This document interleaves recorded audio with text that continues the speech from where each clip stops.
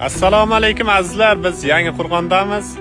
Yangiqo'rg'onda Amir Temur askarlari bilan dam olib ketgan tepalikdamiz. Yangiqo'rg'onda Amirtepadamiz. Yangiqo'rg'onliklar layklarni bosamiz. Tepalik haqidagi dastlabki taassurotlarim. Tepalik juda ham baland tepalikka o'xshayapti.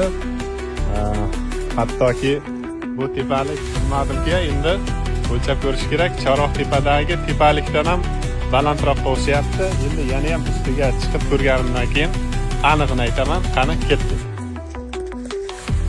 Yana nasib bo'lsa endi yugurib chiqamiz. Ketdik. Bismillahirrohmanirrohim. Ketdik. Gap bo'lishi mumkin emas.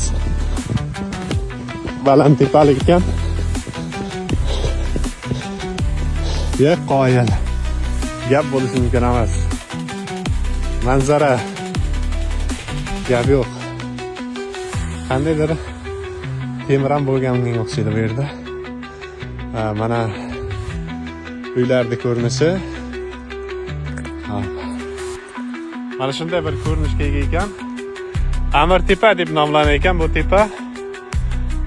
Aytishlaricha bu qishloqda aholisi Amir Temur askarlari bilan mana shu yerga kelib dam olib ketgan ekan.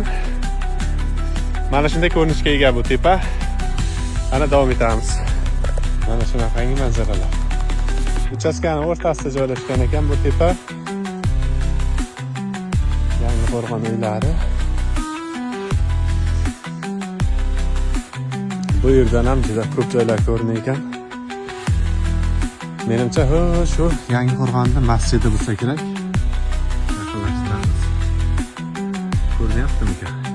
Bu tepalikka mana tikka jarlikka o'xshab tushadigan joydamiz hozir. Mana shunday tikkalik qismi. Bu tepalikni ustiga chiqib bo'lgandan keyin shunday xulosaga keldimki, menimcha adashmaganman, Oqdaryodagi shu eng baland tepa Chorvoqtepa baribir eng baland tepa bo'lsa kerak. Chunki Chorvoqtepaga chiqib ham video olganimda mana shunday uylarni ko'rsatganman. Unda uylar juda ham bir mayda ko'ringan edi. Hozir bu videoda uylar lekin unaqangi bir mayda ko'ringani yo'q. Shundan xulosa qilib ko'rsagan bo'ladiki, Chorvoqtepadagi tepalik baribir menimcha hozircha Oqdaryoda birinchi o'rinda.